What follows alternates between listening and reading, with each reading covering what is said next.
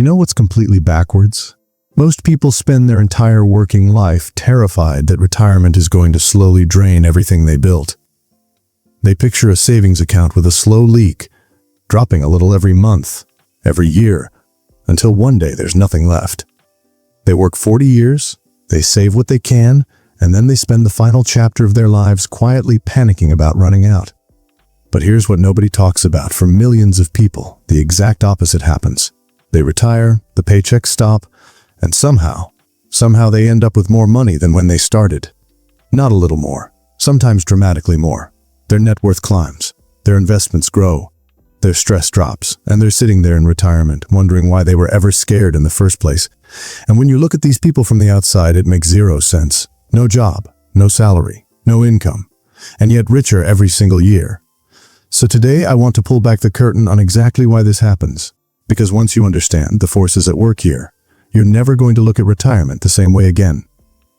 My name is Yaji, and I spend way too much time thinking about how retirement actually builds wealth instead of destroying it.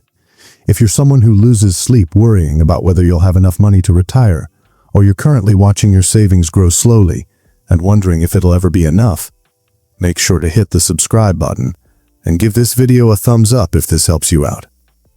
Because by the end of this video, you're going to understand exactly why retirement can be the most financially powerful period of your entire life, and what you need to do right now to make sure it works that way for you.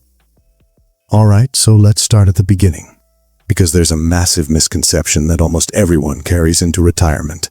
Most people think retirement is going to be expensive, and I get it. Before you retire, you picture a life full of travel, cruises, restaurants, hobbies, entertainment. You imagine yourself finally living the life you postponed for 40 years. And because that imaginary retirement lifestyle looks expensive, you assume your savings are going to evaporate. But here's what most people don't realize. That fantasy version of retirement almost never matches the reality. Yeah, in the first year or two, people do spend more. They take the trip they always postponed. They book the cruise. They visit places they always wanted to see. But then something predictable happens. Airports stop being exciting. Hotel beds stop feeling comfortable. Long flights start feeling exhausting. And gradually, without even trying, the expensive lifestyle fades and gets replaced by something completely different. Peace, routine, simplicity. People start enjoying slow mornings. They rediscover their neighborhood. They spend time with grandchildren. They garden, they read, they cook, they walk. And here's the thing about all of those activities. They're basically free. According to the most recent Consumer Expenditure Survey data, the typical household headed by someone aged 65 to 74 spends around $65,000 per year, noticeably less than the spending levels most working-age adults experience.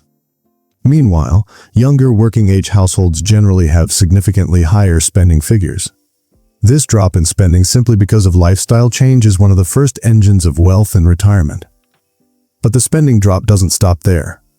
Because on top of the lifestyle shift, something else happens that most people completely underestimate. Transportation costs fall off a cliff. When you're working, your car is basically a money vacuum. You've got commuting costs, wear and tear, parking, insurance based on daily driving, gas, repairs. You might even be running two cars because two people need to get to two different jobs at two different times. The moment you retire, most of that disappears. No commute. No office runs. No dropping kids at school. A lot of couples quietly go from two cars down to one. And just that single decision can save thousands of dollars a year when you factor in insurance, registration, fuel, and maintenance. Then there's the invisible spending that working forces on you. The lunch is out because you don't have time to pack food. The convenience purchases because you're exhausted after a 9-hour day. The expensive stress relief, the dinners out, the impulse shopping, the subscriptions you signed up for and forgot about. All of it justified with, I work hard, I deserve this. That justification disappears in retirement. Not because you become some kind of financial monk, but because you're not stressed anymore. You're not compensating for exhaustion. You're not spending money to escape your life because your life is actually where you want to be. And here's where it gets really interesting. While your expenses are quietly falling, something else is happening on the income side that most people grossly underestimate before they retire. Social Security. Now I know, Everybody dismisses Social Security. They treat it like a small bonus, a little extra cash that barely makes a dent. But the real numbers tell a completely different story. As of 2026, the average monthly Social Security benefit for retired workers is about $2,070 per person per month, which translates to roughly $24,800 per year.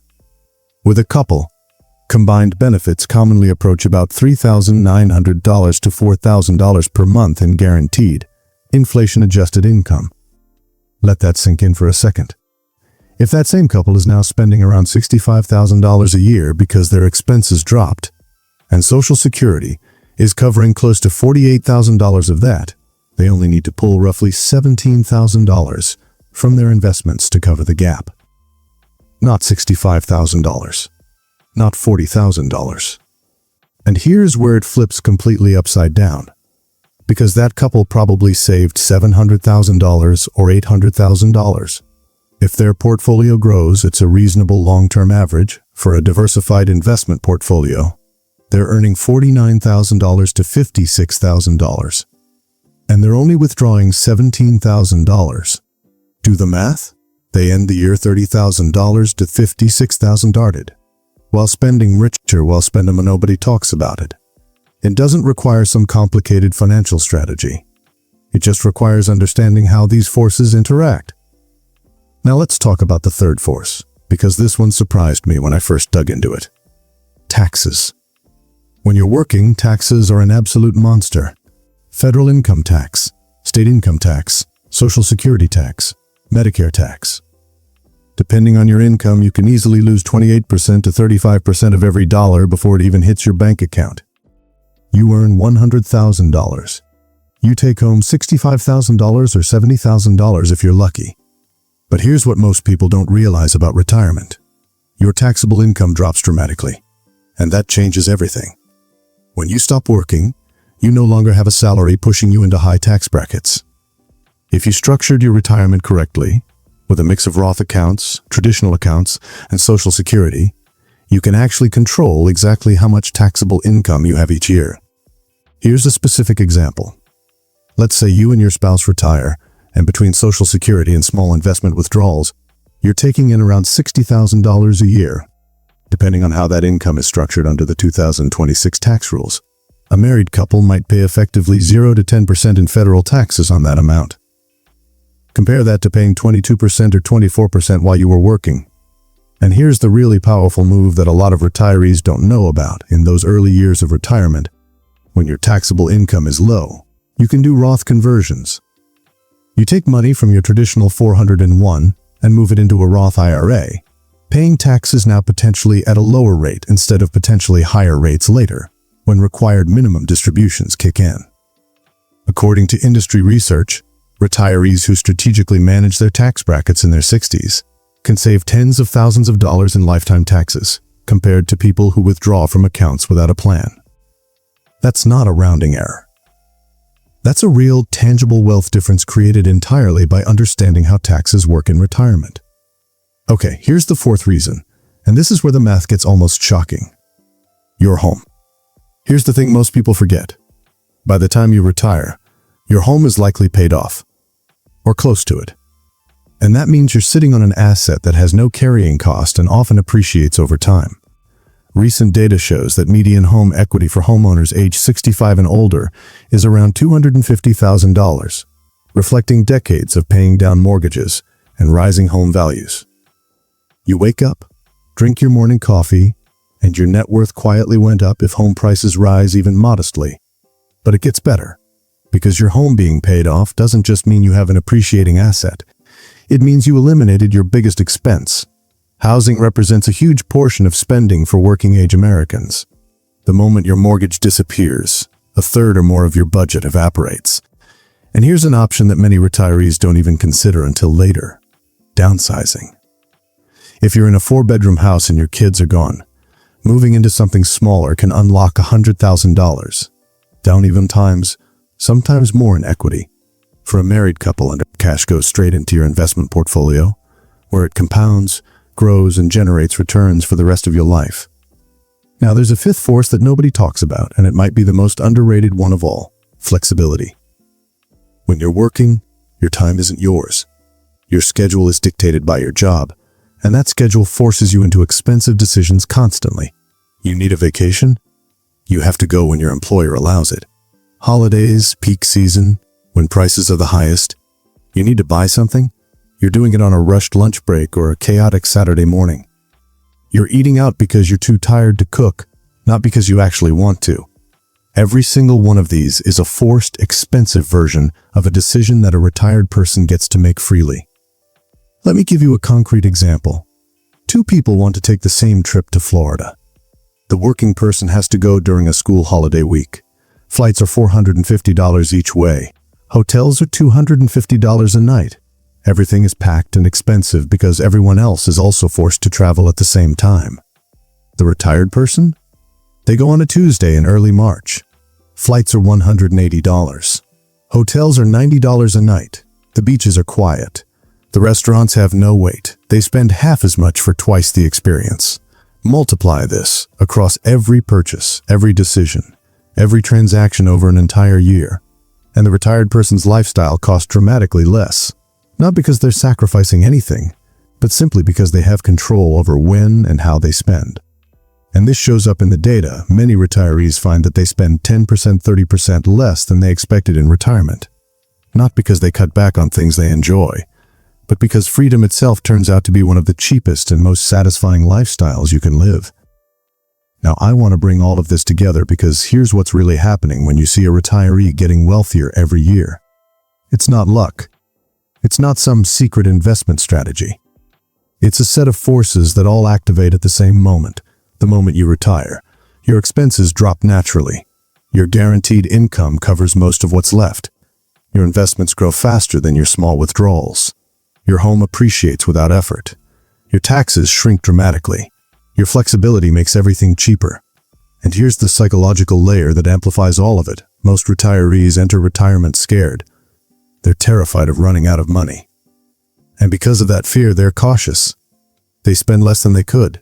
They withdraw less than they need.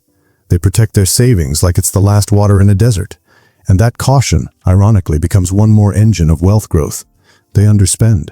They under-withdraw, and compounding does the rest. Here's what that looks like in practice. A couple retires with $900,000. They plan to withdraw $40,000 a year following the classic 4% rule, but Social Security covers most of their expenses, so they only actually pull $17,000. Their portfolio grows at 7%. That's $63,000 in growth. $17,000 withdrawal, and they end the year $46,000 richer. Year after year, this pattern repeats. 5 years in, their portfolio is worth over $1 million. 10 years in, it might be approaching $1.3 million. They started retirement thinking they'd slowly drain a $900,000 account, and instead, they accidentally built $1 million net worth. This isn't a fairy tale. This is what the data actually shows for retirees who enter with a reasonable nest egg and understand these dynamics. So what does all of this mean for you, right now, wherever you are in your financial journey? It means retirement isn't the cliff everyone pretends it is. It's actually an accelerator, but only if you build the right foundation before you get there. Here's exactly what you need to do. First, eliminate your mortgage before you retire. This is the single most powerful thing you can do. Pay extra every month. Refinance to a shorter term if you can.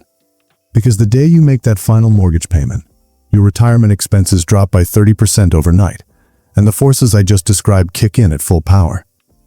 Second, maximize your tax-advantaged accounts right now. Every dollar in your 401, Roth IRA, and HSA is a dollar that grows without being taxed down, compounding for years until retirement. The more you build now, the more powerful the compounding becomes later. Third, delay Social Security if you possibly can. For every year you delay claiming Social Security past your full retirement age, your benefit grows by about 8% per year. That's a guaranteed 8% return on a risk-free, inflation-adjusted income stream. Waiting from 62 to 70 can significantly increase your monthly benefit. And that bigger guaranteed income means you withdraw even less from your investments, which means your portfolio grows even faster. Fourth, stay invested in growth assets. Don't panic and move everything to cash or bonds when you retire. You're going to be retired for 20, 25, maybe 30 years. Your money needs to keep growing. A diversified portfolio with a meaningful stock allocation continues generating the returns that make the math work. And fifth, practice living intentionally now. Start paying attention to which expenses actually bring you joy versus which ones you're just paying out of habit or stress. Because the retirees who grow wealthiest aren't the ones who spend the least. They're the ones who spend most thoughtfully. And that's a habit you can build right now. Look, here's the bottom line. The reason so many people get richer after retiring isn't magic. It's the natural result of what happens when compounding finally gets to work without interruption. When your expenses fall, when guaranteed income covers most of your bills, when your home keeps appreciating, when your taxes shrink, and when your portfolio grows faster than you withdraw from it, wealth doesn't decline. It accelerates. Most people spend 40 years building up to retirement thinking it's the finish line. But for the ones who understand these forces, retirement is actually the starting line. It's the moment their money finally stops being fought over by bills, taxes, and lifestyle costs, and starts working completely, entirely for them. So stop seeing retirement as the thing you're running toward out of fear. Start seeing it as the phase you're building toward with intention. Because if you do this right, the day you retire might genuinely be the most financially powerful day of your entire life. If this video shifted how you think about retirement, make sure to hit that subscribe button and drop a comment below letting me know what surprised you most. And if you want to go even deeper on building real, lasting wealth before and after retirement, check out the next video on the screen. Thanks for watching, and I'll see you in the next one.